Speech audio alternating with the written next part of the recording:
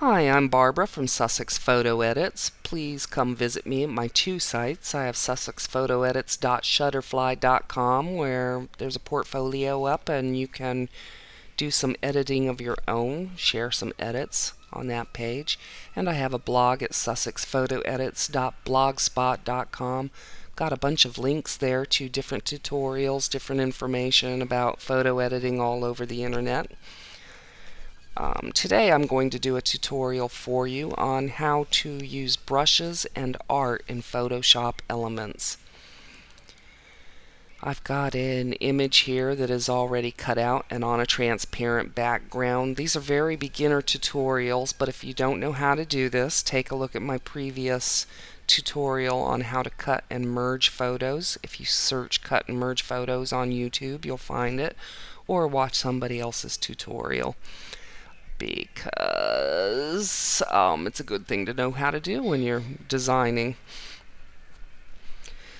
I've got one up here in the layer palette and I'd like to put her on a background. I have a couple different choices.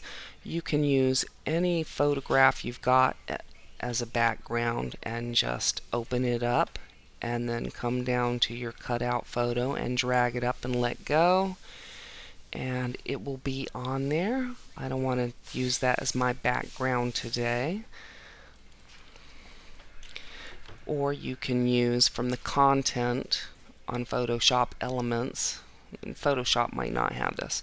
The backgrounds, and they give you all these choices. You choose one, hit apply, and whammo, it comes up behind your cutout.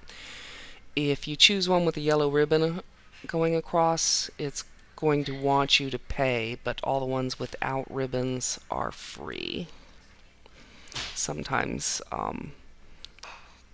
they have some really nice stuff, neato stuff that you might like. There's different textures, there's different designs.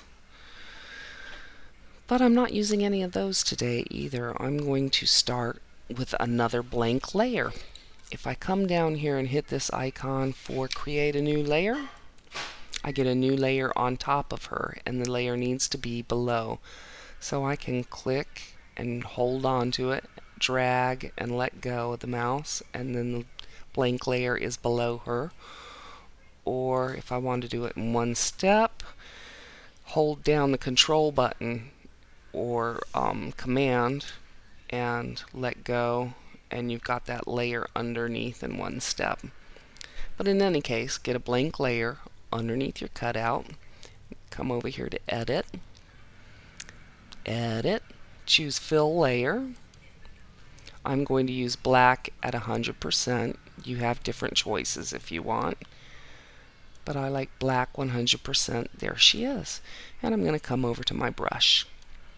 If you don't use your brushes a lot, when you open it up, you'll probably be on default brushes. And there's your usual hard round, soft round. Sometimes I use airbrush for editing. Those are what I use for editing generally, but you've got all these decorative ones, and if you've always wondered what you can do with them, well, here's some things you can do. I'm going to go from default into assorted brushes because I've already picked out a star that I like. And if I try to draw with that star using a black foreground on a black background, we won't see anything. So let me double click and come over here, and I can pick any color of the rainbow. Click. This brush is very little. I use the bracket keys. The right bracket key will make the brush bigger, and then my stars get bigger. Click around different sizes.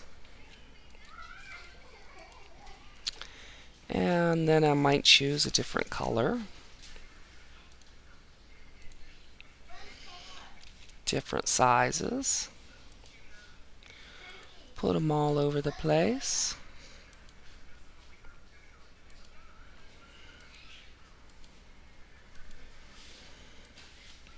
And just play around with it. Perhaps you'd like some of those stars to be fainter. This opacity up here will help you make them look just a little bit fainter, further away in the sky. And you can also look for different brushes. I've been using this star. Let me try a starburst. Make it bigger. Take that up to 100%. Make a more intense one. Different colors. Let's get a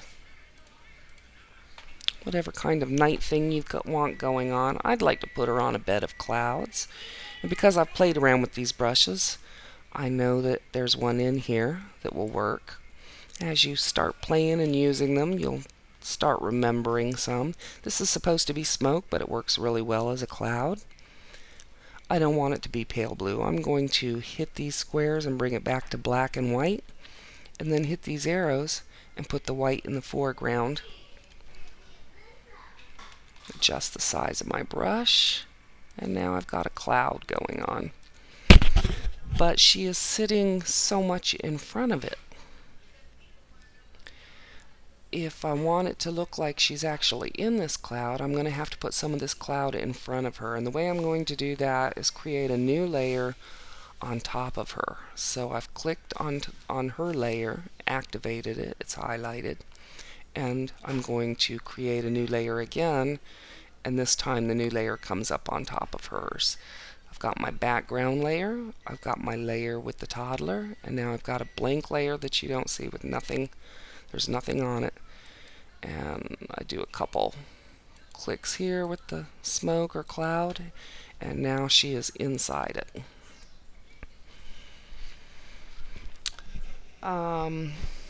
As well as all these wonderful choices that Photoshop gives you to begin with, you can find more brushes.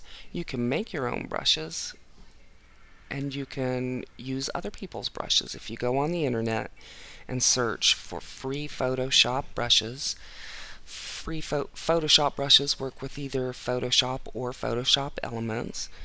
These sites will tell you how to download and where to save them so that they're accessible, or you can find another tutorial that'll show you that.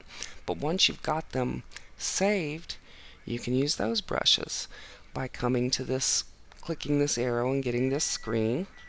This is also the screen that lets me get these nice large icons. Your brushes are probably, when you choose them, they're probably looking more like that. So it's harder to see exactly what those brushes do, but if you load this box and choose large thumbnails, you get big pictures of what the brush does.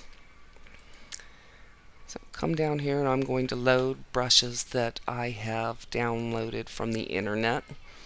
And people are happy to let you use these free. Just give them some credit for having done the work. I'm going to choose this hand-drawn wings, and it was done by Stock Graphic Designs.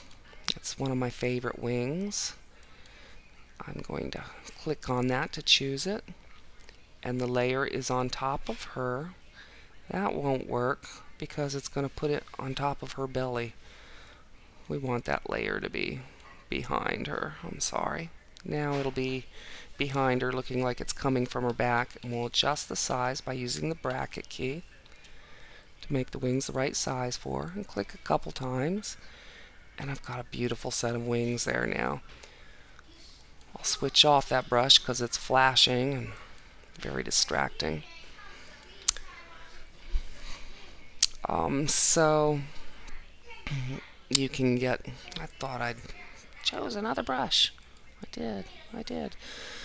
You can use the assortment of brushes that come with the program. You can download off the internet. You choose different colors for them. You choose different opacities. And you choose different layers to decide where in the foreground or background they are.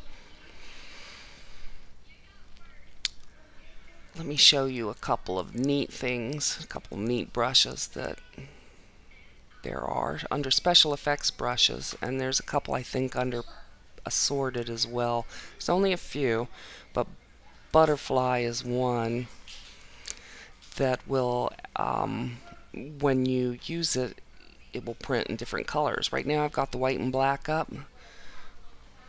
Let me give a new layer. So it's only going to come out in white. But if you choose any color at all, then when you click and drag this, you get all kinds of different colors. Make it bigger. Really cool, really neat. Doesn't matter which color you choose over here so much, you're going to get a rainbow. I get a slightly different variation, but not really. Uh-oh. What layer did I did that on top of the wings? Let me use the undo button or my wings will go away. That's why you use layers, so you don't have to use that undo button. There's another brush here. The large roses with chroma.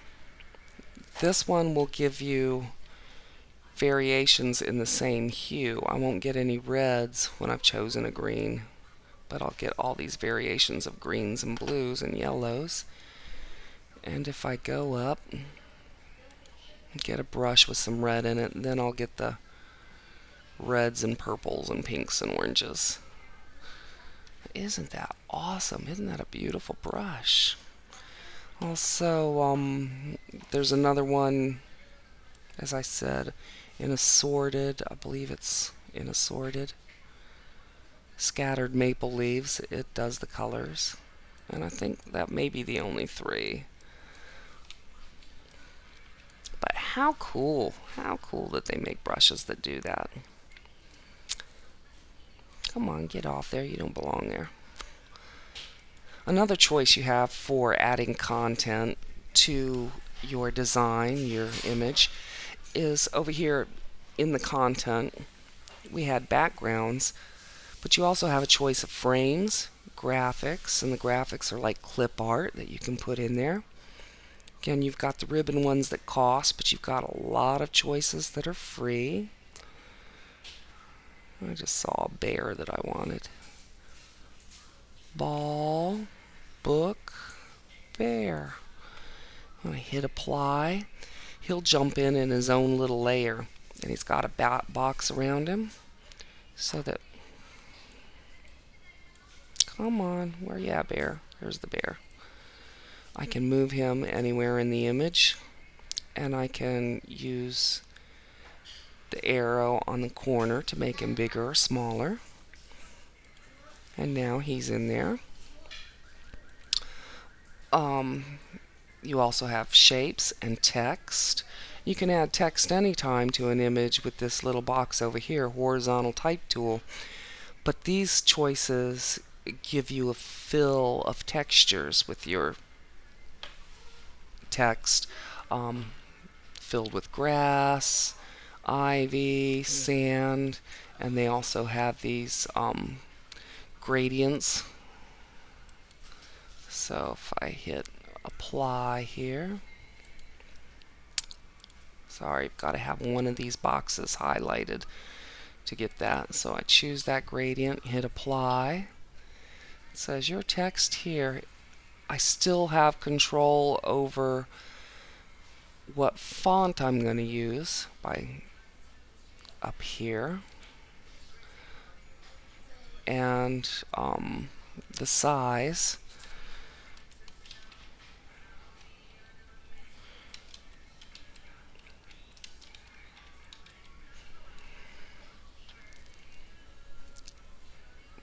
But I get the gradient that they offered over there. And I can click on the move box, put it anywhere I want.